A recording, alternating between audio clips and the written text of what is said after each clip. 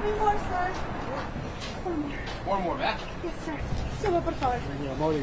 El Paso's mayor says he's bracing for as many as 4,000 to 6,000 migrants to be released into the city per day if Title 42 is lifted on Wednesday. And I really believe that today our asylum seekers are not safe, as we have hundreds and hundreds on the streets, and that's not the way we want to treat people. City officials have started moving hundreds of migrants who were camping out around downtown area bus stations into hotels or newly opened shelter space. We want to make sure that everyone's safe, and we know that the influx on Wednesday will be incredible. It will be huge. Come on in, guys. In the last week, we're told more than 1,000 migrants have found refuge inside the Family Center shelter in downtown El Paso. This is Sara. She came from Ecuador with her husband. They've been traveling for 30 days.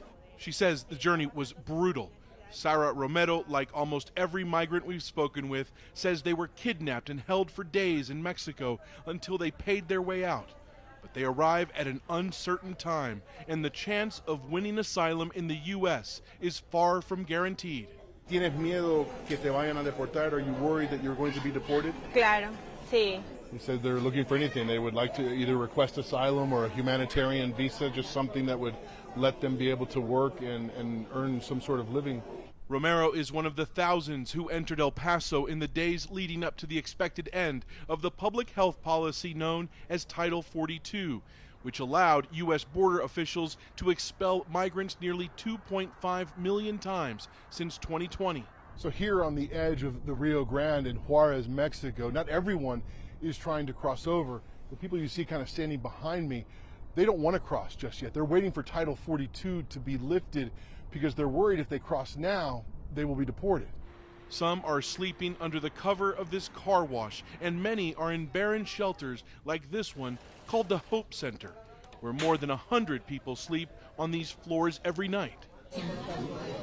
Kelly Perez and her husband have waited here 2 months, waiting to decide when to cross into the U.S. ¿Por qué estás esperando cruzar Estados Unidos? Why are you waiting to cross?